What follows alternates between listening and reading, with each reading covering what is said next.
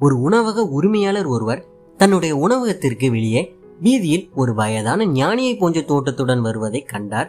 அவரிடம் ஏதாவது ஞான கருத்துக்களை கேட்டுக்கொள்ளலாம் என இருக்கையில் இருந்து எழுந்து சென்ற அவர் வீதியில் நின்று கொண்டு அவரிடம், ஐயா, தாங்கள் எனக்கு ஏதாவது ஞான கருத்துக்களை வழங்க வேண்டும் என்றார். அவரும் சில கருத்துக்கள் அவனுக்கு சொன்னார்.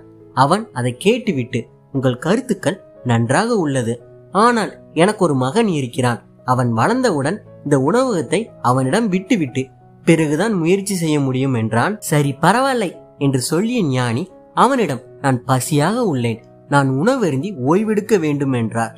அதற்கு அவன் சொன்னான், அதற்கென்ன ஐயா, இதோ தெருக்குழாயில் தண்ணீர் வருகிறது, அதை குடித்துவிட்டு எதிரில் உள்ள மரத்தடியில் படுத்துக் கொள்ளுங்கள் என்று சொன்னான்.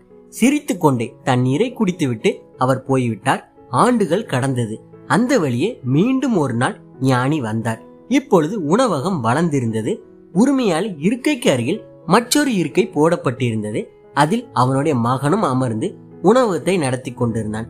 ஞானியை பார்த்ததும் எழுந்து ஓடி வந்து, முதலாளி, எனக்கு இன்னும் ஏதாவது ஞான கருத்துக்கள் சொல்ல வேண்டும் என்றார்.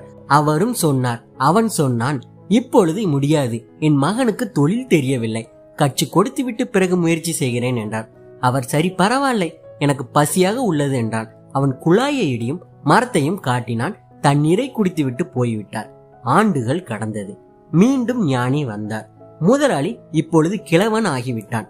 அவனுக்கு அவனுடைய மகன் உணவகத்தின் வெளியே ஒரு நாட்காலியை கொடுத்து உட்கார வைத்திருந்தான்.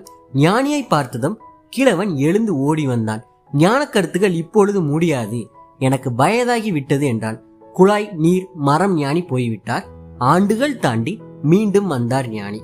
முதலாளியை காணவில்லை. அவனுடைய புகைப்படம் மாலை போட்டு மாட்டியிருந்தது.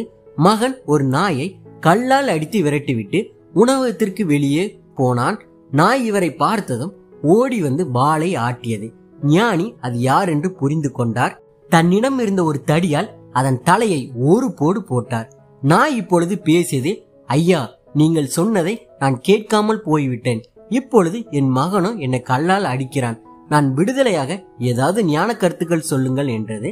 ஞான கருத்துக்கள் சொன்னார். அதற்கு நாய் சொன்னது, இப்பொழுது என்னால் முடியாது, ஏனென்றால் இப்பொழுதுதான் 8 குட்டிகள் போட்டு இருக்கிறேன், அது வளர்ந்தவுடன் முயற்சி செய்ய வேண்டும். தடியால் இன்னொரு அடி போட்டார். நாய் கத்திக்கொண்டே ஓடி சென்று குழாயடியில் வழிந்தோடும் நீரை குடித்துவிட்டு மரத்தடியில் படுத்துக் கொண்டது.